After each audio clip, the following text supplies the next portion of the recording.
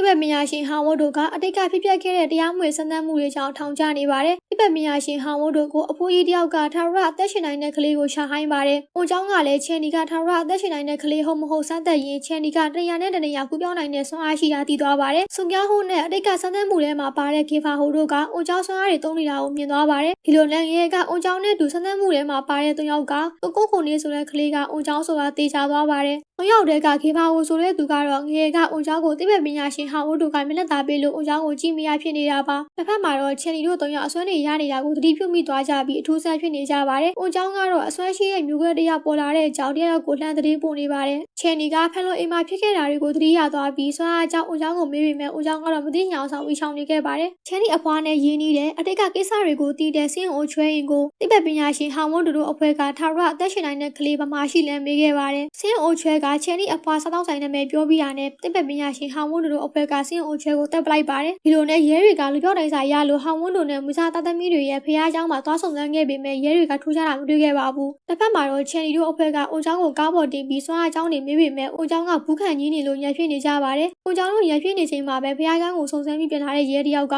ထူးဆက်ဆက်ယုံကြည်ပြောင်းသွားလို့ရဲကကြောက်တဲ့ရုပ်ချသွားပါတော့တယ်။ချန်ဒီတို့ကလည်းရဲနှစ်ယောက်ကိုသွားကယ်ခဲ့ပါတယ်။ဆိုရဟုံးကလည်းရဲကမီးလောင်နေလို့မြင်းငိမ့်ဖို့ရေသွားခတ်တဲ့ချိန်ရဲထဲမှာအေယာမ9တကောင်ကိုတွေ့လိုက်လို့ချန်ဒီတို့ကိုပြောပေမဲ့ဘယ်သူမှမယုံကြပါဘူး။ဒီလိုနဲ့စကားပြောနေကြရင်ဆိုရဟုံးရဲ့ဘက်ဖက်လက်နဲ့မီးလောင်နေတဲ့ကားနဲ့ခွာမရဖြစ်သွားပြီးညာဘက်လက်နဲ့ရိုဘင်နဲ့ကတ်နေပြီးတိုင်ပတ်နေကြပါတယ်။ဦးเจ้าရဲ့စွမ်းအားတွေနဲ့ရိုဘင်လွတ်သွားပြီးရိုဘင်ရဲ့စွမ်းအားနဲ့ဆိုရဟုံးလွတ်သွားခဲ့ပါတယ်။တစ်ဖက်မှာတော့ချန်ဒီအဖွားကစင်းအိုချွဲတရားနဲ့ပတ်သက်ပြီးစုံစမ်းနေပါတယ်။ချန်ဒီတို့ကရဲရရှိ2ယောက်အတွက်ဟဲဆောင်းစင်းုံကခေါ်ခဲ့ပေမဲ့စင်းုံကိုရောက်မလာလို့ဘသူတွေခေါ်သွားတာလဲဆိုပြီးတန်တရားဝင်လာပါတယ်။ဦးเจ้าကလည်းထူးဆန်းတဲ့အရေးတွေရှိတဲ့ရေစီးမြောက်သွားရလမ်းကြောင်းကိုစုံစမ်းကြည့်လိုက်တော့ဖះเจ้าနဲ့ဆက်ဆက်နေတာသိသွားပါတော့တယ်။ဒီလိုနဲ့ဂင်ဘာဝကဦးเจ้าစီလာတွေ့ခဲ့ပေမဲ့ဦးเจ้าကတော့သူနဲ့လာမပတ်သက်နဲ့ဆိုပြီးပြောလို့လိုက်ပါတယ်။ထပ်ပြီးဦးเจ้าစီကိုချန်ဒီရောက်လာပြီးတရားကနေပြန်ရှင်လာပြီးစွမ်းအားတွေရလာပေမဲ့မတင်နိုင်ဘူးဆိုတာသိသွားလို့ပျော်ရွှင်မြူးတူပြီးအိမ်ပြန်သွားပါတယ်။ဒီလိုနဲ့ချန်ဒီနောက်ကိုဂင်ဘာဝနောက်ကလိုက်သွားတာဦးเจ้าတွေ့သွားပါတော့တယ်။ဂင်ဘာဝကချန်ဒီကိုတက်ဖို့လို့ချင်းဦးเจ้าဆော်ပလိုက်ပါတော့တယ်။ဦးเจ้าကချန်ဒီကိုအာယုံလွှဲဖို့မြို့တော်ခမ်းမမှာယာယီအလုပ်လုပ်ဖို့ပြောလိုက်ပါတော့တယ်။ချန်ဒီအဖွားကလည်းချန်ဒီအလုပ်ရတာတည်သွားပြီးပျော်ရွှင်မြူးတူပြီးအိမ်ပြန်သွားပါတော့တယ်။